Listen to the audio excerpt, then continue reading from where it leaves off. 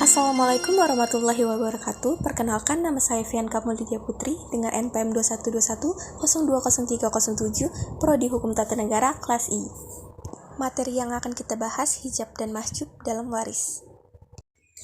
Pengertian hijab. Secara bahasa Arab, hijab artinya penghalang atau mencegah.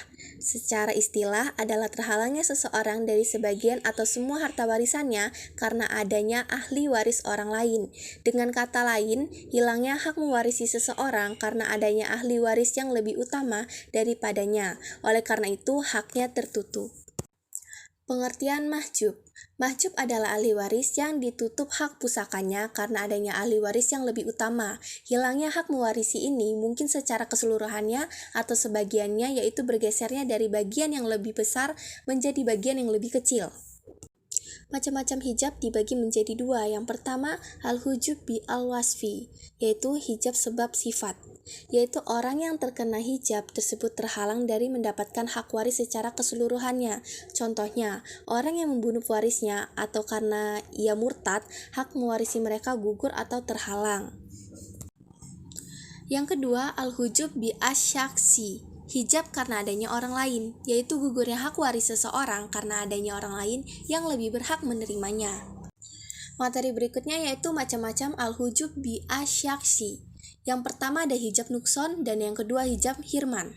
Hijab nukson yaitu bergesernya hak seorang ahli waris dari bagian yang lebih besar menjadi bagian yang lebih kecil karena adanya ahli waris lain yang mempengaruhinya. Sedangkan hijab hirman adalah yaitu tertutupnya atau hilangnya hak seorang ahli waris untuk keseluruhannya karena adanya ahli waris yang lebih utama daripadanya. Ahli waris yang terkena hijab nukson. Yang pertama ada suami. Jika istri meninggal dunia dengan meninggalkan anak, baik anak itu dari perkawinan dari suami sekarang maupun dengan suami sebelumnya, dalam hal ini hak suami bergeser dari menjadi bagian harta warisan. Yang kedua ada ibu. Jika suami meninggalkan seorang anak atau dua orang saudara lebih, haknya bergeser menjadi 1/3 menjadi 1/6 bagian harta warisan. Ketiga, istri. Jika suami meninggal dunia dengan meninggalkan anak, baik anak itu dari perkawinan dengan istri sekarang maupun istri sebelumnya, dalam hal ini istri bergeser dari 1/4 menjadi 1/8 bagian harta warisan. Yang keempat, saudara perempuan seayah. Jika ada seorang saudara perempuan sekandung, bergeser haknya dari 1/2 menjadi 1/6, yaitu untuk melengkapi 2/3. Tetapi jika saudara perempuan sekandung ada 2 orang atau lebih, atau ada saudara laki-laki kandung, maka hak saudara perempuan seayah hilang seluruhnya. Yang meninggal dunia meninggalkan seorang anak perempuan, bergeser haknya dari 1/2 menjadi 1/6, yaitu untuk melengkapi hak anak perempuan menjadi 2/3, tetapi jika ada 2 orang anak perempuan atau ada anak laki-laki, maka hak cucu perempuan hilang seluruhnya. Berikutnya yaitu ahli waris yang terkena hijab hirman. Ahli waris yang dapat terkena hijab hirman ada 16, 11 terdiri dari laki-laki dan 5 wanita. Adapun beberapa ahli waris sebagai berikut. Yang pertama kakek, bapak dari ayah, terhalangnya oleh adanya ayah dan juga oleh kakek yang lebih dekat dengan pewaris. Yang kedua, saudara kandung laki-laki, terhalang oleh adanya ayah dan keturunan laki-laki.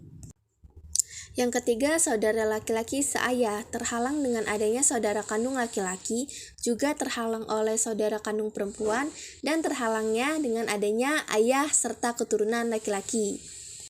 Yang keempat, saudara laki-laki dan perempuan yang seibu, terhalang oleh pokok, ayah, kakek, dan juga cabang seperti anak, cucu, cicit, baik anak laki-laki maupun perempuan. Dan yang terakhir yaitu sepupu laki-laki, anak paman seayah, terhalang dengan adanya sepupu laki-laki dengan adanya sosok yang menghalangi sepupu laki-laki. 5 ahli waris wanita. Yang pertama, nenek terhalangi dengan adanya ibu. Yang kedua, cucu perempuan. Keturunan anak laki-laki terhalang oleh adanya anak laki-laki, baik cucu itu hanya seorang ataupun lebih. Yang ketiga, saudara kandung perempuan terhalangi oleh adanya ayah, anak, cucu, cicit, dan seterusnya.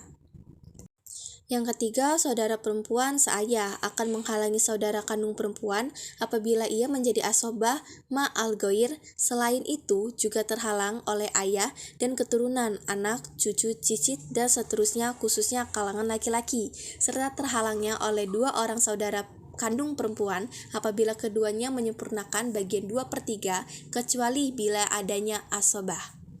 Dan yang terakhir yaitu saudara perempuan seibu, terhalangi oleh adanya sosok laki-laki seperti ayah, kakek, dan lain sebagainya. Juga terhalang oleh cabang, anak, cucu, cicit, dan sebagainya, baik laki-laki maupun perempuan. Berikut materi yang dapat saya sampaikan. Saya akhiri. Wassalamualaikum warahmatullahi wabarakatuh.